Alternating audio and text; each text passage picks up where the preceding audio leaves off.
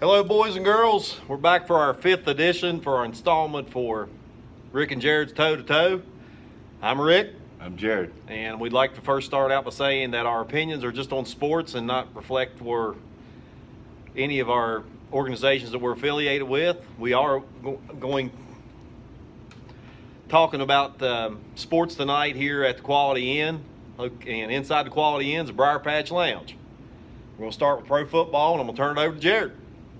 All right, just say you forgot something that you always say before every show, Rick. We're just two guys that like to talk about sports, love sports. Yep. So here we are. Yep. And the reason why we started this, a little background, is a few years ago, some people, friends of ours, came to us and said, man, you guys ought to get a talk show going. So we're not trying to rival anybody. We're not experts by no means, but we're going to talk sports tonight. At the end of this, we're going to switch over and go to Facebook Live. So we'll look forward to seeing you then. Go ahead, Jared. All right. I'm going to run through some games today. On Thursday, Pittsburgh beat Tennessee. The Lions beat the Bears. Jags beat the Browns. Ravens beat the Packers. Bucks beat the Dolphins. Vikings beat the Rams. Saints beat the Redskins. Giants beat the Chiefs. Texans beat the Cardinals. Chargers beat the Bills. Bengals beat the Broncos. And the Patriots beat the Raiders. All right, so that brings me to my first discussion that I want to get into.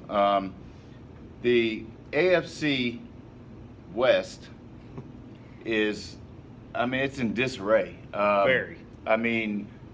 You have Denver. They've lost like 4 out of 5. You have Kansas City. They've lost 4 out of 5. 4 out of 5. 4 out of 5, yep. 4 out of 5. The Raiders, Oakland, yeah.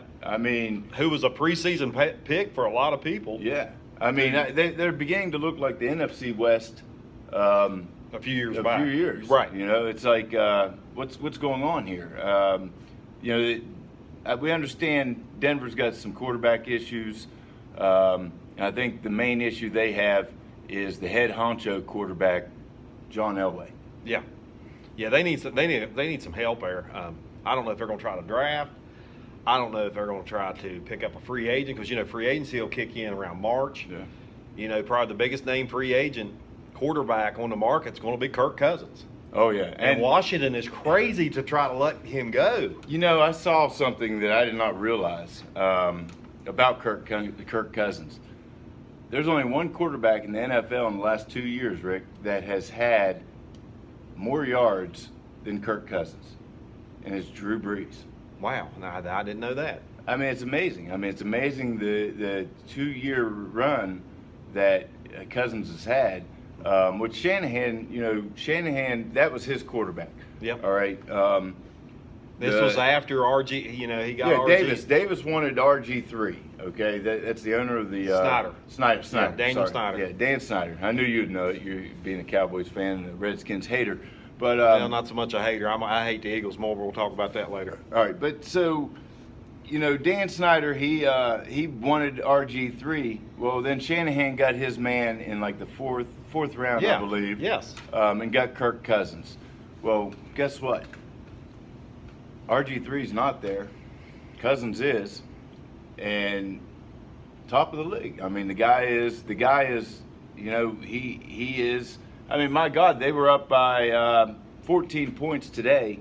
With 2.5 minutes, almost 3 minutes to go in the game, which they had a serious injury to Chris Thompson. They've already lost Fat Rob. So now they're down. Yeah, Thompson went out today with a fractured leg. Yeah. So now they're down to Samjai and some guy they picked up from Philly's practice squad. Yeah. So they're in trouble. The AFC West definitely in trouble. The NFC North, my God. Well, Chicago had Detroit beat today. And, by the way, with the Mountaineer loss yesterday, but thank God I backed it up with Wisconsin because Wisconsin covered the spread. So, actually, I ended up going 13-2 and a push today with my Chicago Bears. So I'm 13-2-1 on that Vegas line. But Chicago was getting 3 points. They lost today. End of the game field goal. A turnover, went back for a touchdown. John Fox, he's definitely on the hot seat now. And, he really needs to make some adjustments. Tariq Cohen found his way back into the game. Today was a very, very interesting day, to say the least. Big guys went out with serious injuries. Kelvin Benjamin from Buffalo, he got carted off the field. Leonard Floyd for Chicago, he got carted off the field. Serious knee injury there. Chris Thompson, fractured leg. Right back to what we said a couple weeks ago, these serious injuries. Late in the year. Beginning of the year, late in the year, Yeah. Seems like some conditioning problems, or maybe it has to do with the fact that they're no longer allowed to hit the way that they, have been brought up to hit, and they're trying to, keep from, getting penalized, and maybe that's what's, helping cause these major injuries. But it's definitely something that needs to be, it needs to be fixed. It needs to be adjusted and taken care of, because none of us are going to have a football team to watch. Yeah. And talk about serious knee injury or serious injuries. West Virginia yesterday, very serious knee injury to our boy Will Greer. And Chugs, you're up. And Chugs, and there's a chance now that Greer may not even make the bowl game. Yeah. He's definitely out for this upcoming game against Oklahoma. Oh, yeah. Oklahoma's steam is rolling. Now, hey, the interesting thing I heard today, actually yesterday, Holgerson said that because Will Greer was allowed, I don't know if you knew this or not, but he was allowed to make his adjustments at the line of scrimmage. Well, that's good. So he was allowed to change the play if he didn't like what he saw. And at the half-inch yard line, he decides to go against the play call, which was give it to Crawford up the gut, and instead taking himself in bootleg and then tried to extend himself and get a touchdown that they ended up reviewing and taking away from WVU. We lost that game. And we're not having a good weekend. No, it's a really it's bad. It's not been a good weekend for us at all. So hopefully for your sake tonight, which I hate to call you out on this one, but since we're going toe to toe, I'm going to take those Philadelphia Eagles. My team of the NFC went down today, 24-7, I believe, to Minnesota. And Minnesota beat the Rams. Yeah, and that's my team of the NFC, because I told you I actually liked LA better than Philadelphia, and they're going to play in a couple weeks. But LA went up 7 points in that game today, and then next thing you know, they lose 24-7. That defense of Minnesota, that's going to be a tough one. Whenever it comes, because I'm sorry, we're probably not going to see Seattle. Cam Chancellor out for the year. Sherman's out for the year. Sherman out for the year. That defense, and that's two of their main catalysts in that backfield. Yeah, it's shot. Defensive backfield. All right, so let's get into this game tonight, Rick. I'm going to go ahead and call Philly. Your left tackle, Smith, I believe. Yep. Tyron Smith's out. He's once again out for this game. So that's going to be really, really hard for Alfred Morris to be able to get the room that he needs to run. Told me Dak's going to be. It's going to be hard for Dak, because he's coming off that left side. I think Dak needs to not worry about a 7-step drop. I think he needs to go about 5 and look at these guys underneath and get the ball out there quick and maybe get them to bite on some play action pass. I'm still going to take the Cowboys tonight, and I'm going to say the score is going to be close. And I'm going to take a stab at the score, and I'm going to say it's going to be 27-21. All right, well, I'll tell you what. I'm going to go with a much lower scoring game. I'm going to go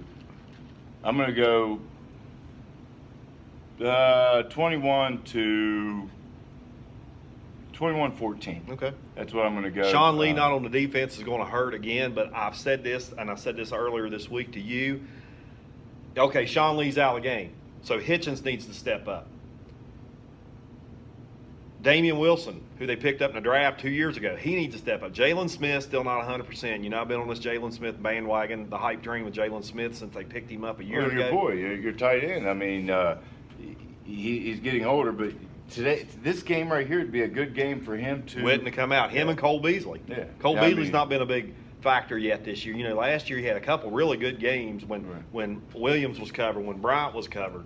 You know, Bryce Butler needs to hang on the ball. So I'm taking Dallas tonight as usual. I'm proudly wearing my Cowboy stuff. And if the Cowboys lose tomorrow, guess what? I'm still going to wear my Cowboy stuff again. Hey, you know, I mean, with all these losses today to these big teams all around the NFL, I'll tell you one thing that we are seeing. We are seeing the NFL finally get to be what we wanted to see the NFL to be. A lot closer. Yeah. There's a competitive competition. Yeah, the competition's level. I mean, unless you're a Cleveland fan. Other than Philly, who's got one loss. Yeah. And then you have New England that has 2 losses, and Pittsburgh, I think, has 2 losses. Other than that, everyone else is pretty much, right in, right in the rumble. Everybody's in the thick of it. My Bears, they're out of it. I mean, I'm conceding that their playoff hopes after today are pretty much shot, and it sucks whenever you lose these type players that the Bears once again are losing this year. I like John Fox. I've got a buddy here that comes into the bar and talks with me. He hates John Fox, says that's our problem, and so. But John Fox has taken 2 different teams to the Super Bowl. This is true. And his excuse on that is, well, he lucked into those teams, and it's the personnel he brings in around him. Well, yes, I say, well, okay, even if that's the truth, that is something to say about a head coach, that he knows how to put together personnel to put around the team. Absolutely, and plus it comes from the front office, general manager, the president, and the owner. Okay, I hate to jump, backwards and forwards, and I had some problems today. Run out of gas and things like that, just dumbness. So, I'm a little. Let's talk about the Monday night game. Let's do pro football. We'll jump to college. All right. Monday night game. Who? Oh wait, I just saw fantasy down on the paper here. Yeah, that's why I perked up with fantasy. me and Rick actually, we went head to head. He's got to catch me about 73 points. Not only in toe to toe here, but we're going head to head this week. This week in Avengers fantasy versus the Bears. Football. I have 2 running backs still yet to play, and he is nobody. But he's got to get 73 But points. I have to get 73 points. Between 3 people. So we'll talk about that one next week. Yeah. And let you guys know what the outcome was on that. Monday night. Monday Night Football. Who we got tonight or tomorrow night, Rick? Honestly, I think it's I don't know. I don't know. We'll just skip Monday night then. I'll tell you, that's my fault. Normally, I'm the one that covers all this. And like I said, I left my paperwork at home, so I do apologize, and I won't give a call on Monday night. My picks on Falcons and that's who it is. Falcons and it's the Falcons. I know for sure because you still got a team. Yeah, I have the running back for the Falcons. Anyway, long story short, we'll get off the Monday night game. We'll talk about it next week now. All right, here's a quick stat that Jared gave me, and this is for all the Pittsburgh fans. Big Ben Roethlisberger has more wins in Cleveland in the past 9 years of quarterbacks of the Cleveland Browns, which there's probably been 13 quarterbacks in 9 years, probably more. I think they're up to like 24, 25 starting quarterbacks since '99. Yeah, and Big Ben looked good on Thursday night. Yeah, and Big Ben, outside of that one game against Jacksonville where he threw the 5 picks, is back to that Big Ben form. Now, is he scrambling around like he used to? No, he's not. He's an older guy. I mean, he's actually on the tail end of his career. He's had a great career. And I do want to talk about this, Rick, because I think this would get us a little bit going here. Good move, bad move up in Buffalo with the Bills. I mean, Peterman comes out today and throws 5 interceptions. And you talk about, they benched Tyrod, who's only thrown 5 all year. 5 interceptions all year long. Has him in the place where they have him, and then now all of a sudden you bench him, This Bad quarterback move. comes in, throws 5 interceptions. And they're looking to end their playoff drought from 1999, back when Wade Phillips was their head coach, when Doug Flutie was up there. Right. You know, the Music City Miracle. It was that whole year. It's the last time they've been in the playoffs. They've been in the playoffs in 17, 18 years now. It's just it's Well, sad. that's crazy. I don't sad, get sad that. move. Sad move. Bad. So if you're a move. Bills fan and you're watching, your team really screwed up. Yeah. Well, not your team, the coach. The coach. And maybe he'll be on the chopping block as well.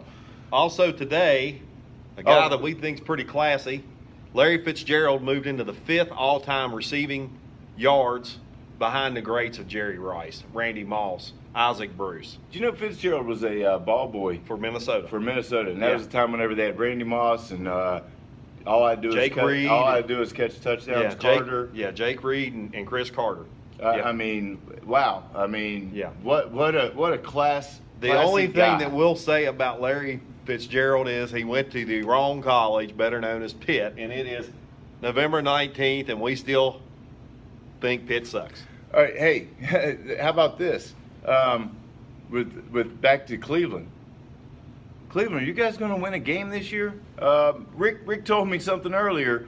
They're only the 3rd team in NFL history to 0-10. be 0-10 The to start start out. of the season. I think the most recent one was Detroit. That year they went 0-16. That's when Marinelli or Linehan. I think Marinelli was their head coach, because him and Linehan both were the head coaches at one time. Right, yes. Of Detroit. Yes. I think it was Marinelli when he was the head coach there. So you know what? I might come in next week and honor you Browns and Browns fans and wear a bag on my head. I'm not on another from Cleveland. All right, we're going to switch it up to college. Real quick hits here. WVU lost, as we know. Marshall lost yesterday. Wisconsin wins. They stay undefeated. Greer's finger, we covered that already. But I'm going to talk about this one. Hey, wait! My pick of the week for college next week, South Florida. They have 1 loss. Come to Houston, okay? Central Florida might get close to that top 10 this week because they're undefeated. All right.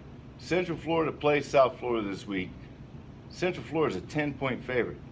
You got to take the 10 points. And I mean, hopefully I don't, char my record more than it already is. 12-2-1 with that tie today. Actually 13, because I forgot I also took Wisconsin last week. Wisconsin remained undefeated. Alabama, they played nobody. They remained undefeated. Auburn, or not Auburn, but Wisconsin, Alabama, someone else, they played nobody, and so they ended up undefeated. My